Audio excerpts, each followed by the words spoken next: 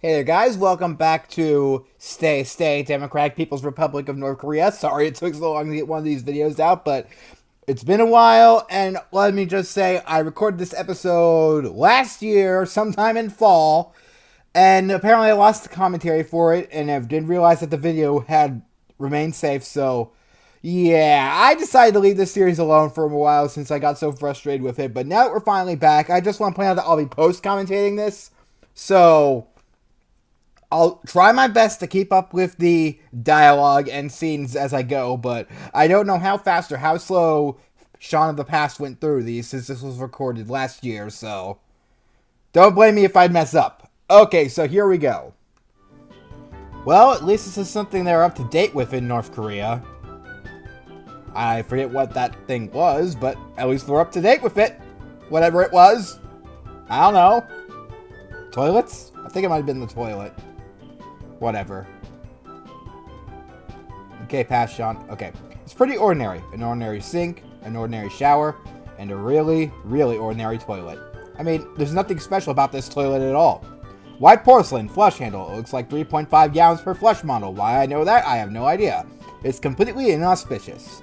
No fancy buttons to push or anything that might attack me like a Dream Drencher water gun. Yep, because Lord knows that toilets in Japan don't do that. Seriously, I cannot express how plain and ordinary this toilet is. Jeez, this place must be getting to me. I'm pondering the existential properties of this goddamn latrines here. Guess I'll take a quick shower. 1 shower later. After showering, I hear a voice coming from the kitchen. Okay, and what is that voice? Are you going to come out for breakfast anytime soon, or are you going to waste this month's entire water ration? I don't think I took any longer in the restroom than normal. You took 2 minutes staring at the toilet alone. What, do you have cameras in the bathroom? Come on! Of course not. Don't be ridiculous. Now get over here so we can all have breakfast. I'll be right there. After yesterday's debacle with my Tokyo Hotel t-shirt, I decided to stick to plain clothing. A pair of tan cargo pants and blue t-shirt should be fine, right? Donning my clothing, I head over to the table for breakfast.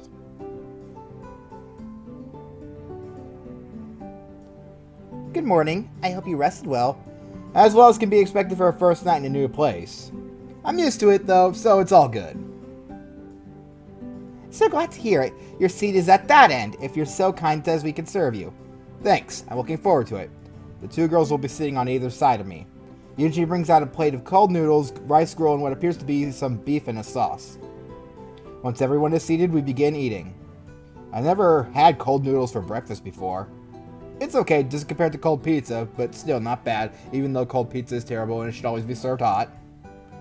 Well, I'm so glad you were able to compare my handmade meal with leftover American takeout. But don't be like that. I take handmade meals over takeout any day. Yes, Yunji, I don't think he meant anything mean by it. Whatever. We finish eating, I help clean up the dishes despite their protests. I feel bad letting you clean up after breakfast alone. You're our guest, you should be relaxing. It's okay, really, I'm used to KP duty, whatever that is. I remember this one time, oh man, Gunny was so pissed, he had me cutting potatoes all night. Then I believe I make a connection to the Panzer Medel's tank game, because the ending of the game is similar to that, so like, oh my god, am I the protagonist from that game? But it's like, no, that guy's name is Irwin. He has a defined name. Okay. You ready to go on? Okay, Pashan's still reminiscing. Okay. After like an hour before I was so in the zone, I swear to God, I almost peeled a grenade that fell in the box. Besides, the quicker you both get done, the quicker we get out and explore. Are all Westerners so forgetful? We told you yesterday that only one of us could go with you each day. One of us has to stay behind in case the glorious leader calls and needs us. Right. Sorry, I had forgotten. We have a list of potential places you're allowed to visit here. Each day you could pick an area and one of us will accompany you there. How will you know who gets to go? I don't have to pick between the 2 of you, do I? Because seriously, I don't want to hurt anyone's feelings here. You don't have to worry about a thing. We each have our own areas that we know more about than the other. So whichever area you select, the one more suited for taking you there will go with you. I guess that makes sense. Great, can we get with the tutorial now and pick a date place already? Hey, this is my first time. I appreciate a tutorial. Did you say date place? Is that not correct? Yeah, let me look at the map. Certainly, here you go. Jung hands me a piece of paper. It's in pretty rough shape. I didn't realize I have to fill out a ditto sheet while on vacation. What are you blabbering on about now? I'm commenting on how this pitiful excuse of a map you've given me. Looks like something an elementary school with no funding for a decent photocopier would print. I'll have you know that map was printed by the prestigious brigade of Korean cartographers, using the finest machines in printing technology. If you say so. Shut up and pick a date location already! Alright. And then we get a closer look at the map, and I reminisce about how great this is. I mean, I freaking love it. It's like... Then I look over all the places. It's hard to tell because of the I don't know, the quality on the capture, but it I don't know. All the little notes here are really great. So eventually I look through all these places, and I noticed that the most interesting of these places is, well, without a doubt, the place called Pueblo. Because, well, we'll get into that in a bit, because what would a place named Pueblo be doing in North Korea? That's what my character asks too, so that's actually why I chose it. Also, plus that we go there with Yoonji, and as you might know, I find Yoonji to be the cuter of the two, so I'm going to probably be trying to go for her ending, whatever that may be. Alright. Yeah, that reminds me that there's also, what do you call it? Oh, yeah, the R18 patch that's in here, so that's going to be fun to censor. Because, by golly, I want to see what exactly the writers of this game will do in an R18 scene, to be honest. Okay. So, yeah, I'm just looking over everything, and I eventually decide Pueblo. In a minute, apparently. There we go. Hidden amongst all the Korean named places stands a very, very odd name for a place in East Asia. I've got to see what's behind this. I'm curious as to how a place called Pueblo ended up on a map of Korea. Care to explain? I could do better than that. I can show you. Get dressed and we'll go there. I never actually said I wanted to go there. Too late! No backtakes. We're going and that's final.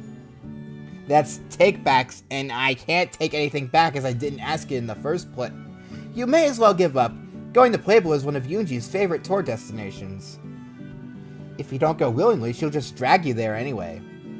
Can you give me the gist of what's there at least? It may be better just to let you go and see for yourself. I don't want to spoil Yoonji's fun. Yoonji has fun outside of picking on me and tormenting her comrades. Of course she does. She also torments me. I forget what I say here, but whatever. That's not tormenting, Jung. That's sisterly affection. Stealing my clothes and towel from the base's shower room and forcing me to chase you is not showing affection. I've only done that once. No, you've done it 11 times, and it wasn't funny or cute even once. I'd beg to differ on the cute part. See, even the American over there thinks it would be funny. And I move my mouse cursor because it's in the way. No, he said cute, which is making his mind think of something rather dirty.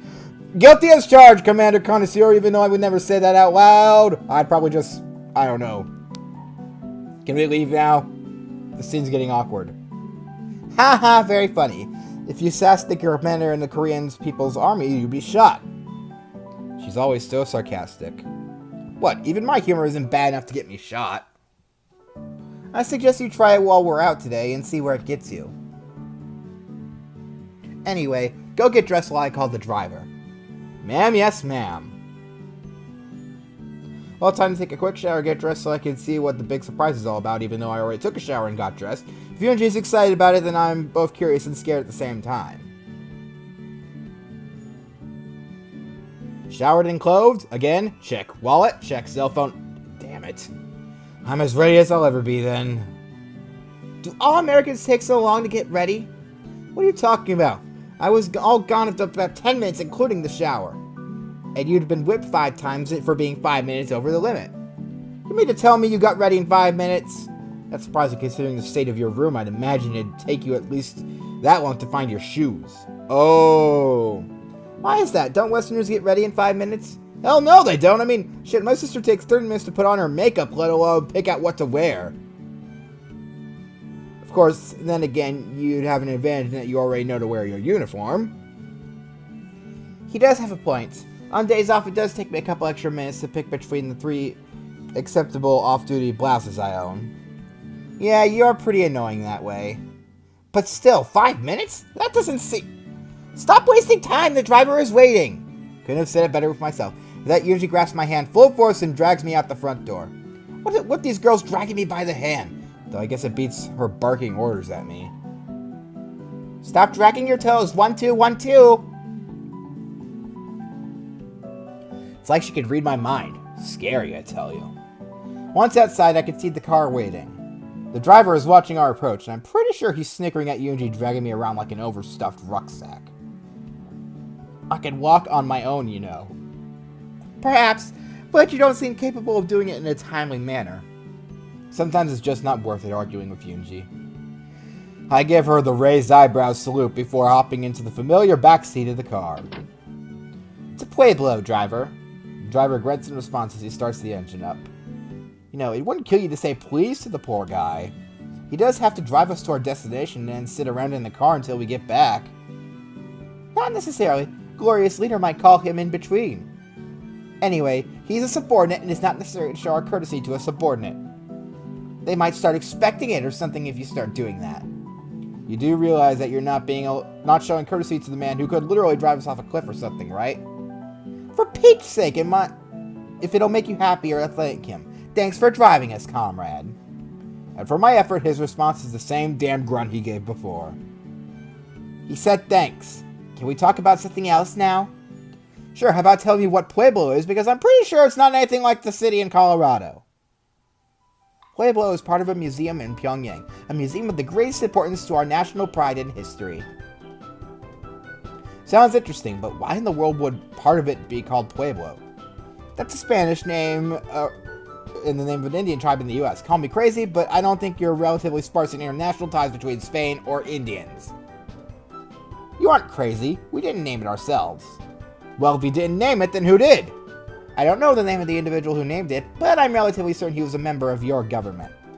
I don't get it. Why would a member of our government name some part of a museum for Korea? He didn't name it for us. We got it named the way it was. If you can't piece it together from that, you'll understand in about 10 minutes, as we're not far from our destination. Gotta piece this together. Named by someone in American government. And it came to Korea named that way. That indicates that we named it ourselves, and not for the Korea's sake. Pueblo. Oh, fuck me, I don't know what this might be, and I don't like it. This museum we're going to, it wouldn't happen to be related to military operations, would it? Why, yes, you seem to be making progress.